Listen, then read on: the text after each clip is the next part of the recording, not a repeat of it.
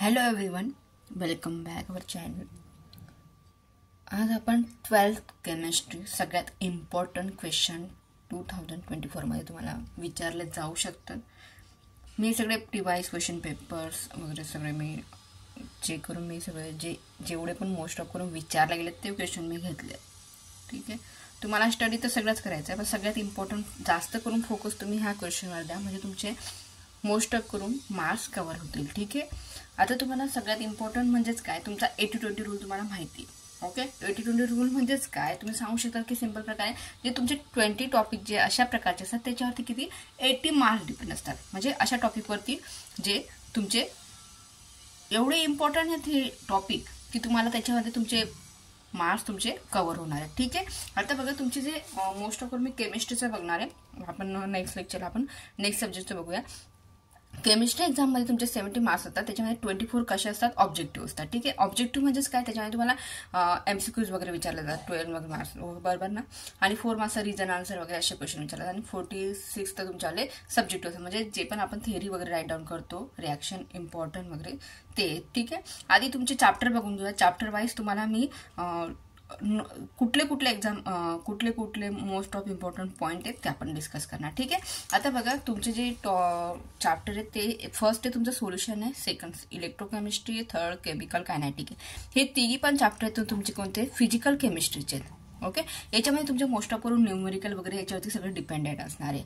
ठीक आहे, त्याचं जे मार्क्स आहे ते 7 मार्कला केमिकल कायनेटिक्स आहे, सोल्युशन 7 मार्कला, आणि इलेक्ट्रोकेमिस्ट्री किती मार्क्सला आहे तुमचा 9 मार्क्सला आहे. ठीक आहे, नेक्स्ट तुमचा D आणि F ब्लॉक एलिमेंट आहे, कोऑर्डिनेशन कंपाऊंड. हे दोघी पण तुमचे काय इनऑर्गॅनिक कंपाऊंड, म्हणजे ज्या सगळं तुमचा थेरी पार्ट असणार आहे. ठीक आहे, पण थेरी पार्ट असणार आहे, पण तुमचे हे दोघी मिळून म्हणजे फिजिकल केमिस्ट्री आणि इनऑर्गॅनिक केमिस्ट्री मिळून तुमचे 37 मार्क्स कव्हर होणार आहेत.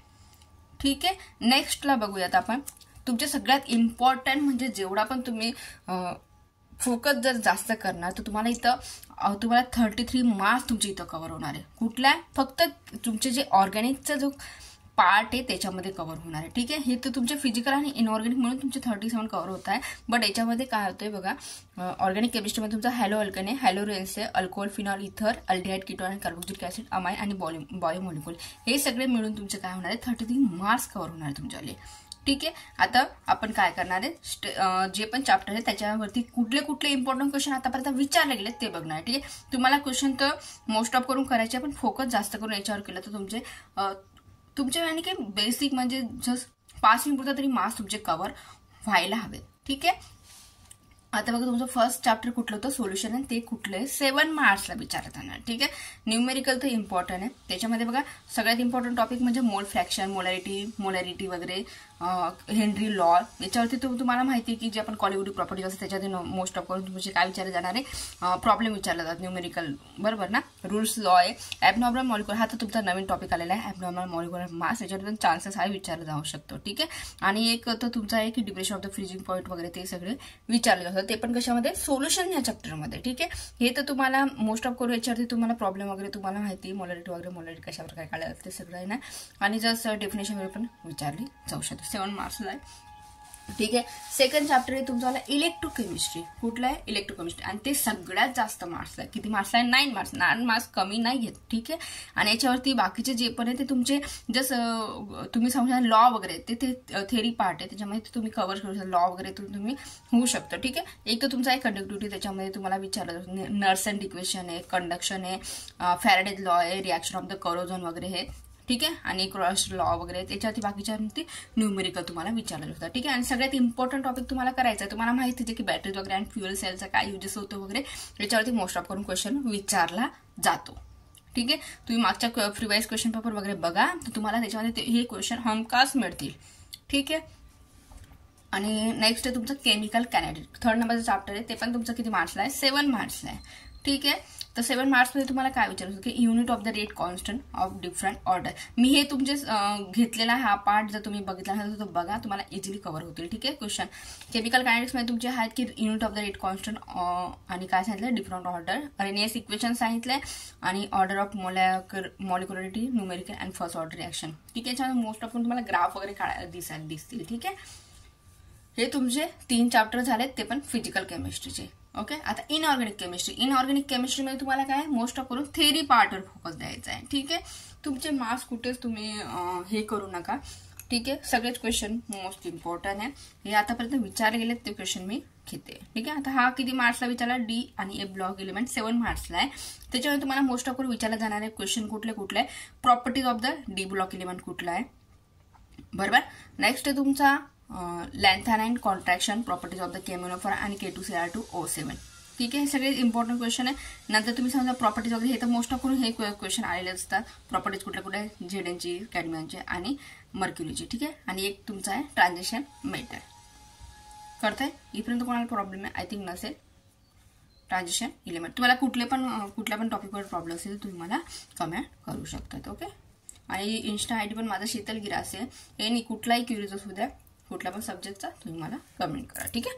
आता कोऑर्डिनेशन कंपाऊंड आहे 7 मार्क्सला आहे हे चॅप्टर पण. याच्यामध्ये पण हा पण थेरी पार्ट आहे, हा पण इनॉर्गॅनिकचा पार्ट आहे. याच्यामध्ये मोस्ट ऑफ थेरीज कशाची आहे, व्हॅलेन्स बॉन्ड थेरी आहे तुमच्याकडे. नंतर तुम्ही सांगू शकता क्रिस्टल फील्ड थेरी आहे, एक वर्नर थेरी आहे, नॉमेनक्लेचर आणि आयसोपेरीचं होतं.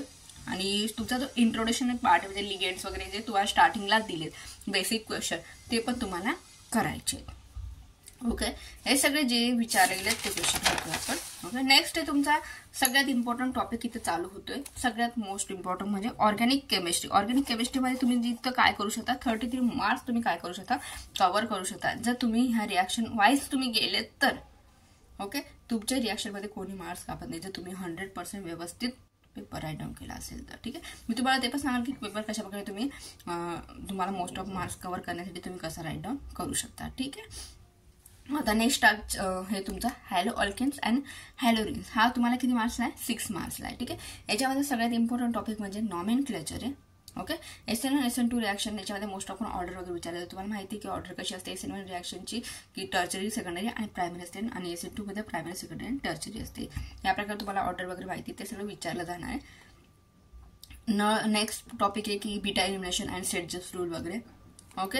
याच्यावरती मोस्ट ऑफ करून तुमचे रिॲक्शन वगैरे डिपेंड असतात म्हणून हे तुम्हाला प्रॉब्लेम विचारले जाऊ शकतात. ठीक आहे. आणि एक ही तुमचा मॉर्कलिस रूल आणि अँटी मॉर्कलिस रूल. ठीक आहे. मी तो एकदम इझी आणि ट्रिकनुसार सांगितलाय तर तुम्हाला इझी लक्षात राहील तर तो बघा. मोस्ट ऑफ करून विचारला जात नाही पण कधीतरी विचारला जातो हा क्वेश्चन अँटी मॉर्कलिस रूल.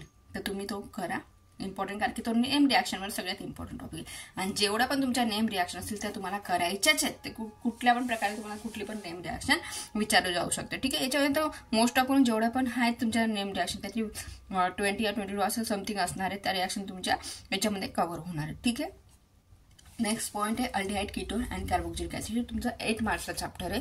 त्याच्यामध्ये सगळ्यात इम्पॉर्टंट रिॲक्शन म्हणजे कॅनिझोरस, अल्डोल, क्रॉस अल्डोस हिड्रोस रिॲक्शन आहे, acidic characteristic of the carboxylic acid वगैरे हे तुम्हाला विचारलं जाणार कशा प्रकारे तुमची ती डिपेट असते. ठीक आहे.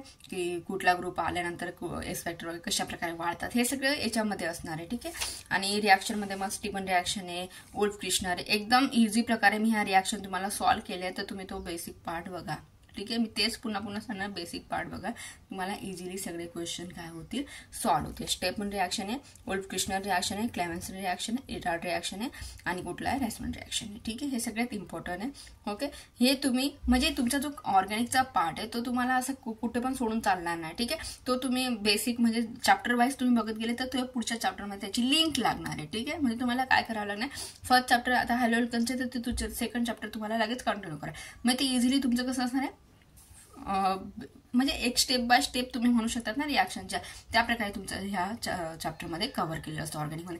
बाकी पार्टमध्ये कसं तुम्ही फिजिकलचं दुसरं चॅप्टर स्टार्ट केलं इट्स ओके, किंवा इनऑर्गॅनिकचं तुम्ही दुसरं चॅप्टर स्टार्ट केलं नो प्रॉब्लेम. ठीक आहे. ते कारण की तुमचं ते जस्ट थेरी पार्ट आहे वगैरे ते तो तुम्हाला इझिली लक्षात येऊ शकतं. पण याच्यामध्ये कसं आहे की हे एकमेकांवर डिपेंड आहेत रिॲक्शन वगैरे तुम्ही म्हणायला गेलं म्हणजे तुम्ही जर फर्स्ट पार्टमध्ये तुम्ही जर त्या रिॲक्शन कव्हर केलेलं असेल तर तुम्हाला सेकंड पार्टमध्ये त्या इझिली लक्षात येतील. म्हणून सांगते की तुम्ही काय करा आधी जस्ट चॅप्टर वाईज तुम्ही करा म्हणजे ते इझी जाईल तुम्हाला. ठीक आहे. नेक्स्ट तुमचं चॅप्टर की अल्कोहोल, फिनॉल आणि इथोरे ही तुम्हाला किती मार्क्सला विचारलं जाऊ शकतं, 6 मार्क्सला विचारलं जाऊ शकतं. ठीक आहे.